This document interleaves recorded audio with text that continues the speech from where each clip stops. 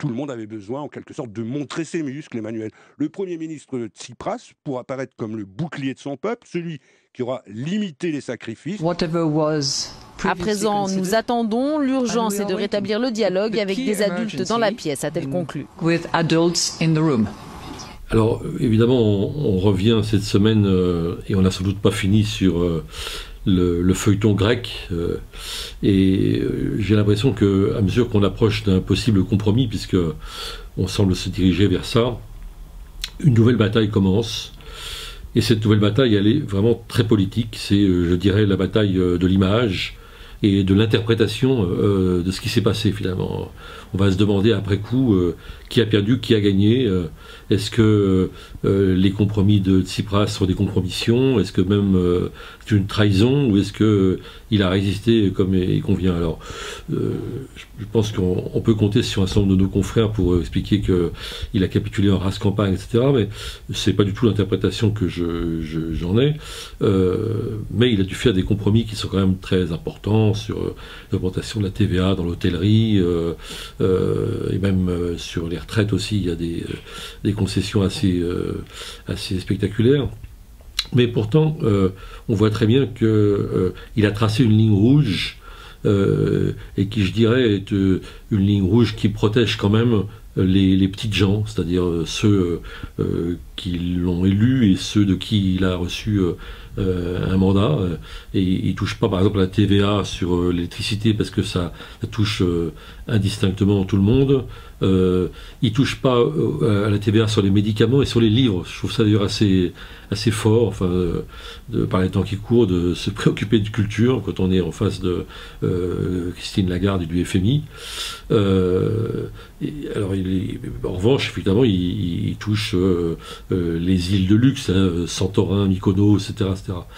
Et ce qui m'amène à avoir cette réflexion sur le dialogue de sourds, en somme, entre Tsipras et puis le FMI, la Banque Centrale Européenne, l'Union Européenne, les créanciers, la Troïka, comme on dit, se souciant de la Grèce, hein, c'est-à-dire la dette. On parle de milliards, etc. Et puis Tsipras, il se préoccupe plus des Grecs, et singulièrement des petites gens de chair et de sang, hein, et pas simplement des grands mouvements de milliards d'euros. Hein. Et donc, on a là en fait un peu une fracture de classe, mais la bataille d'image et la bataille d'interprétation, elle est très importante parce que on va vouloir en haut lieu expliquer qu'il a subi une défaite et que sa résistance n'a mené à rien, pas tant pour le peuple grec que pour les Espagnols, par exemple, qui s'apprêtent peut-être à voter Podemos et quelques autres. C'est-à-dire qu'il y a, c'est ça l'enjeu, c'est un enjeu qui est politique au plan européen, qui est symbolique, et je dirais culturel, parce que c'est aussi le retour de la question sociale, et essayer de décourager ceux qui en auraient la tentation de sortir de cette espèce d'orthodoxie libérale qui domine le monde depuis une trentaine d'années.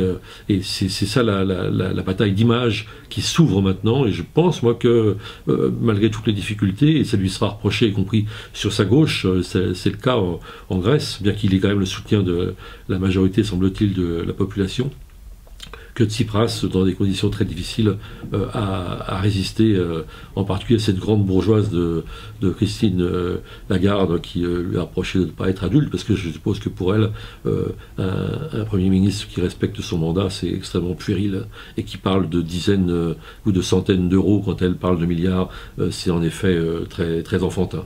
Par ailleurs, on a dans le Politis cette semaine un excellent dossier, je crois, sur pas seulement sur la loi renseignement, mais sur toutes les atteintes à la liberté d'informer.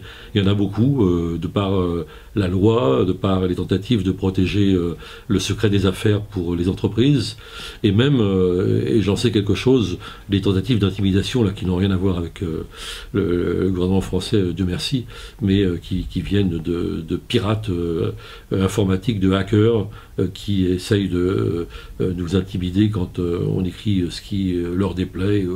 En l'occurrence, je pense justement à cette affaire Hulcan, qui est très grave parce que ce sont des menaces qui portent aussi atteinte à la liberté de la presse, avec le swatting, là, comme on dit, hein, c'est-à-dire ces dénonciations mensongères qui sont adressées à la police pour que celle-ci intervienne au domicile des ennemis de M. Hulcan, dont j'ai l'honneur d'être.